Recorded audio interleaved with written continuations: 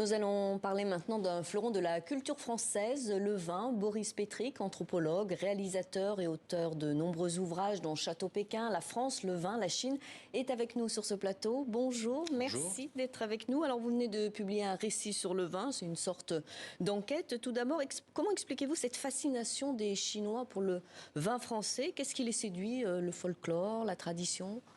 En fait, les Chinois est une société. La société chinoise s'est ouverte récemment. Et donc, le vin est associé à une boisson étrangère exotique, au plaisir, au divertissement et à l'intimité aussi. Dans une société où la question du contrôle était omniprésente. Donc, boire du vin, c'est avoir droit à exprimer son goût, à avoir du plaisir, à partager quelque chose dans une intimité sociale qui est quelque chose qui ne va pas de soi dans la société chinoise. Alors vous avez fait beaucoup d'allers-retours entre la France et la Chine et la collaboration est dans les deux sens. C'est un bon business ou c'est très difficile? Alors c'est un business assez récent, donc il y a beaucoup d'incertitudes sur la pérennité de ce marché. Il y a un engouement qui a été énorme et très rapide à partir de la fin des années 90. Et avec le Covid, la Chine aujourd'hui est pratiquement fermée. Et donc beaucoup d'interrogations subsistent. Mais l'attrait pour la France, le luxe, puisque le vin est associé à un objet prestigieux et au luxe, et reste une dimension très importante pour les citoyens chinois. Et il faut dire que c'est un marché énorme, avec 1,4 milliard de consommateurs potentiels. C'est un marché considérable pour le vin français. Alors vous êtes allé aussi à Hong Kong, en Chine continentale. Est-ce que le vin a le même rôle social?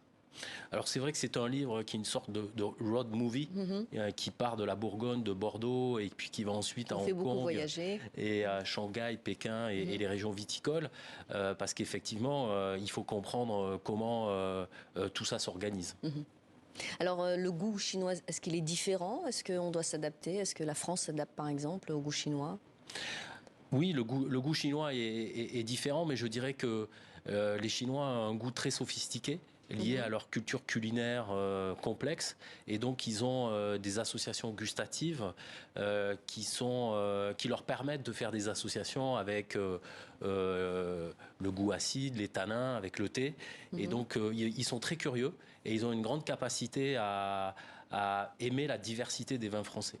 Alors vous écrivez, dans le milieu, on répète souvent que 10 ans après, on se rappelle rarement les vins que l'on a bu, parfois le millésime, mais on se souvient toujours des gens avec qui on les a partagés. Le vin comporte cette magie. Est-ce que c'est ce que recherchent les Chinois qui peuvent s'offrir des grands crus, la magie? Oui, je crois que le vin, c'est une expérience sensorielle et qui peut traverser des frontières. Et ce qui est très étonnant, c'est que le vin est associé aussi à un partage dans l'intimité, mais dans l'intimité qui peut être dans un contexte international. Beaucoup de vins sont consommés dans des repas d'affaires. Et donc l'idée d'avoir une expérience sensorielle où on va pouvoir communier et partager et exprimer ses goûts, c'est quelque chose qui effectivement permet d'ouvrir la Chine à des relations sociales avec les autres pays du monde. Et vous faites d'ailleurs un parallèle entre leur culture du thé et du vin. Est-ce que c'est la même manière de déguster? Alors, il y a en Chine ce qu'on appelle la cérémonie du thé, qui est effectivement un protocole très précis avec une étiquette pour consommer le thé. Et il y a beaucoup de correspondance entre le thé et le vin. D'abord, la question des tanins, la question des millésimes et des terroirs. Donc, encore une fois, la culture du thé permet aux consommateurs chinois d'être plus particulièrement sensibles à notre manière d'envisager le vin.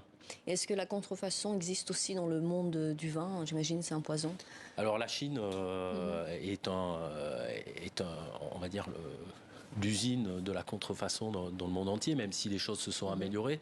Et alors justement, les Chinois, je crois, recherchent des produits de qualité, n'ont pas confiance en leurs produits alimentaires, et vont souvent chercher dans des produits de qualité comme les grands vins français, l'assurance d'accéder à la qualité. Alors un dernier mot, vous avez un film en préparation qui se passe dans un monastère dans le sud de la France. Est-ce que vous pouvez nous en dire plus? Oui, alors après cette expérience chinoise qui m'a particulièrement marqué, où un pays où les échelles sont démesurées, 1,4 milliard d'habitants, tout se transforme, des chantiers partout, une culture viticole qui explose, 800 000 hectares créés en quelques années. Et là, je travaille sur un domaine viticole, un petit domaine viticole où 17 sœurs orthodoxes font du vin en biodynamie. Et donc on va dire, c'est une autre aventure. Et c'est aussi un lieu qui est un laboratoire pour l'avenir, pour repenser notre rapport à la nature.